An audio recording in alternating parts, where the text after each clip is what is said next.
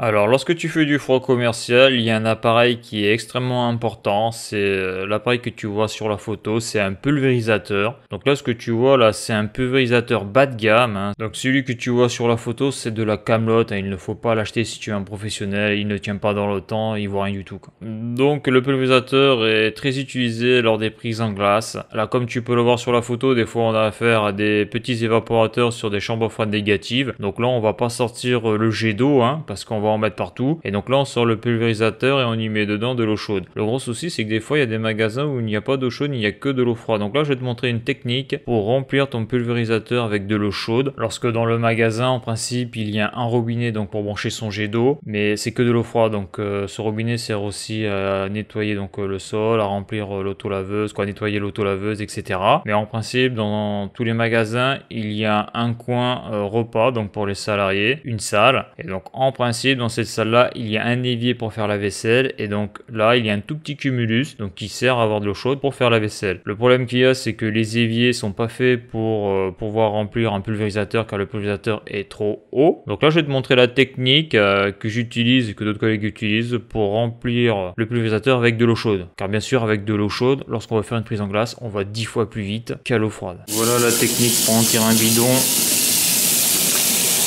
C'est de virer le siphon et de le mettre dessous.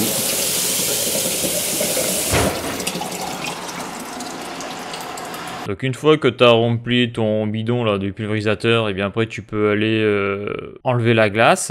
Donc comme tu vois par exemple sur cette photo là, j'ai un gros bloc de glace sur un côté de l'évaporateur et donc là que le pulvérisateur, en haut j'arrose avec de l'eau chaude et après avec les mains, donc bien sûr je mets des gants, hein, et bien le bloc de glace je le décolle grâce à l'eau chaude, car l'eau chaude c'est vraiment très puissant, hein, ça, comme j'ai dit, ça permet d'enlever de la glace, j'ai envie de te dire 10 à 20 fois plus vite que l'eau froide. Alors pour te faire un petit retour d'expérience sur l'utilisation des pulvérisateurs, donc tu sais qu'il y a des pulvérisateurs à 10 € et des pulvérisateurs à 150 €. Donc les deux portent le même nom, mais avec les deux tu vas pas faire le même travail. Tu vois, comme celui-là, là, il doit valoir 30 ou 40 € hors taxe, parce que bon, il est acheté chez un distributeur, en tout cas un distributeur professionnel, et tu vois que la lance est en plastique. Donc ça c'est de la grosse daube, parce que quand tu l'utilises, donc la première prise en glace ça marche bien, la deuxième prise en glace ça marche bien, la troisième prise en glace ça marche bien. À la quatrième prise en glace, tu vas commencer à avoir des fuites sur la lance. La lance elle est en plastique, l'eau chaude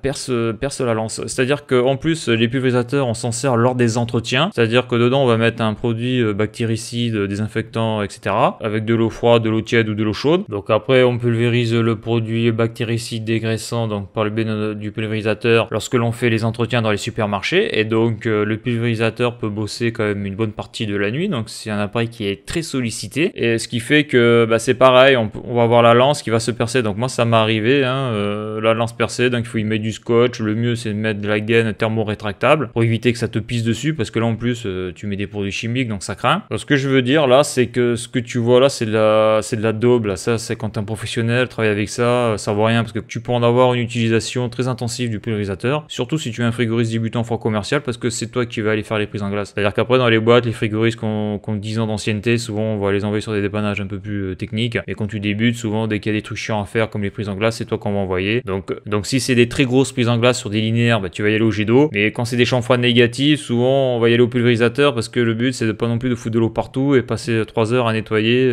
la flotte qu'on a mis un peu partout. Que la flotte qui tombe sur le sol, c'est négatif, ça fait des couches de glace, après il faut la casser et l'enlever. Donc malheureusement quand t'es salarié, tu choisis pas le matériel qu'on te donne, hein. Si on te file de la merde, tu bosses avec, tu es obligé de faire avec. Par contre tu vois des fois des frigoristes qui travaillent avec des pulvérisateurs un peu plus haut de gamme, soit ils l'ont acheté eux-mêmes, ou soit ils l'ont, moi je ne sais pas comment, mais tu vois qu'il y a des pulvérisateurs là avec des lances en aluminium, donc déjà c'est mieux parce que déjà ça perce pas. Tu as aussi des pulvérisateurs de plus grande capacité, pareil au niveau de la pompe là, donc le principe du pulvérisateur c'est que tu mets de l'eau, tu fermes, et après tu as une poignée et tu pompes pour que la pression monte à l'intérieur, ce qui fait que lorsque tu appuies la poignée, tu envoies un jet d'eau avec un bon débit en sortie de la lance. Tu as des pulvérisateurs qui sont très résistants résistants qui peuvent monter jusqu'à 6 bars. Et voilà, donc ces pulvérisateurs là, donc celui que tu vois sur la photo, au bout d'un moment, à force de pomper, t'as les pièces en plastique qui se détachent. Bon, vraiment, c'est de la dope, quoi. C'est de la dope, et surtout le tuyau, comme tu le vois, le tuyau, des fois, quand tu t'en sers, au bout d'un moment, le tuyau devient mou. Donc avec l'eau chaude, ça le ramollit un peu. Et le tuyau se pince tout seul, ce qui fait que tu pompes. Donc après, tu pulvérises, et au bout d'un moment, t'as le tuyau qui se plie et t'as plus d'eau qui sort. Donc il faut tenir le tuyau. Bon, c'est une grosse galère, tu perds un temps monstrueux. Donc surtout quand t'as le speed. Le gros problème, c'est quand t'as le speed, c'est-à-dire en astreinte, là, t'as appelé le soir là pour une prise en glace dans une chambre froide négative et t'es obligé de la faire parce que t'es en température alarme trop haute. Et donc là, t'as besoin d'un pulvérisateur qui envoie, quoi. C'est-à-dire que tu vas bombarder dessus, et s'il tient pas la route, tu vas le péter. Donc moi, ça m'est déjà arrivé plusieurs fois d'avoir la poignée qui me reste dans les mains. Voilà. Donc en tout cas, ce qui est sûr, c'est que si tu te mets à ton compte ou si t'es entrepreneur, achète pas cette grosse daube là, achète-toi un pulvérisateur de compétition, car au moins avec ça, quand il faudra bosser, ben tu pourras bien bosser et surtout avancer dans ton travail et sans prise de tête. Donc il y a même des frigoristes, bon ça c'est les artisans qui l'ont, ça, hein, c'est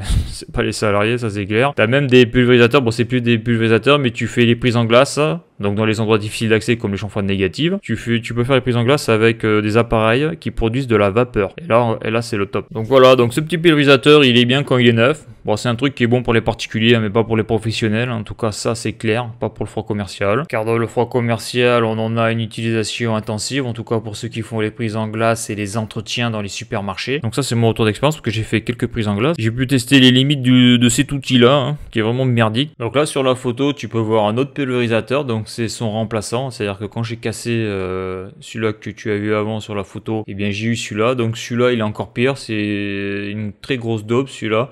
Parce que neuf, au bout de 2 semaines d'utilisation, j'avais déjà des fuites sur la lance qui est en plastique. En plus, à force de pomper, parce que bon, comme je te l'ai dit, quand tu fais des prises en glace suivant l'heure de la journée, tu bombardes, hein, t'es pas là pour glander. Donc il faut un outil qui tient la route. Donc ça tient pas la route du tout. Et là où il y a la flèche, tu vois les pièces en plastique, à force de pomper, ça se détache et t'as le piston qui te reste dans les mains, quoi. Ce pulvérisateur là, il a fuir comme la peste, il voit rien du tout. Mais bon, comme je t'ai déjà dit, quand tu es salarié, on te file de la merde, tu dois bosser avec, c'est comme ça, t'as beau faire des remarques, des propositions d'amélioration. Après, c'est une question de prix, bon voilà, ça craint. Ça, c'est un peu comme l'aspirateur. T'as un autre outil qui est indispensable quand tu fais du froid commercial, c'est l'aspirateur à eau pour déboucher les linéaires positifs, enlever la merde qu'il y a dans les bacs et pour faire les entretiens. Ça, c'est 2 outils, le pulvérisateur et l'aspirateur à eau, qui sont vraiment indispensables en froid commercial, en tout cas quand t'es débutant, parce que c'est toi qui vas faire ce genre de choses. Donc voilà, donc c'est vrai, les magasins où il n'y a que de l'eau froide, c'est chiant parce que quand il faut faire des prises en glace, c'est la misère à l'eau froide, ça prend un temps monstrueux. Donc là, ce que tu vois sur la photo, c'est par exemple quand tu vas pour une prise en glace dans un supermarché, et bien tu vas chercher un caddie du supermarché. Dans ce caddie, tu vas mettre, d'ailleurs tu le vois à travers le caddie là, tu vas voir le pulvérisateur, le tuyau d'arrosage avec les bons raccords et l'aspirateur. Bon, après, tu peux prendre la caisse à outils. Mais ça, ces 3 outils-là sont indispensables en froid commercial. Et comme je t'ai déjà dit, surtout si tu es débutant, parce que c'est toi qui vas les faire. Bon, même si les anciens le font aussi, hein, mais c'est pas une tâche super intéressante. Hein, mais voilà, ça fait partie du boulot. Donc là, ces appareils-là, je les ai tous flingués. Hein. Bon, comme je l'ai dit, là, le pulvérisateur, bon, c'est de la merde, premier prix, donc c'est du consommable. Au bout de quelques mois, je l'ai défoncé. Après, l'aspirateur, c'est pareil, à force de faire des bacs bouchés ou des entretiens. Donc l'aspirateur, lui aussi, il peut bosser pendant plusieurs heures. Et donc lui aussi, je l'ai fumé. D'ailleurs, bon, ça, je l'ai pas filmé, mais à un moment donné, je sais pas ce qui s'est pété à l'intérieur, mais il y avait de la fumée qui sortait. Car faut savoir que quand tu remplis un aspirateur avec de l'eau, en principe, tu as une sécurité qui, dès que la cuve est pleine, empêche l'aspirateur de continuer à aspirer pour éviter de foutre de l'eau dans le moteur, de noyer le moteur. Donc des fois cette sécurité là au bout d'un moment elle marche plus et donc là t'as des mauvaises surprises. Voilà, donc ce qui est trop rigolo après, c'est que suivant l'endroit où tu travailles, on va te faire le reproche d'avoir bousillé le matériel. Sauf que quand tu passes des heures à aspirer la merde qu'il y a dans les bacs linéaires ou quand tu fais des entretiens, mais voilà quoi, faut voir que l'aspirateur il peut bosser 2, 3, 4 heures dans la journée suivant ce que tu fais quoi, voire tous les jours quoi.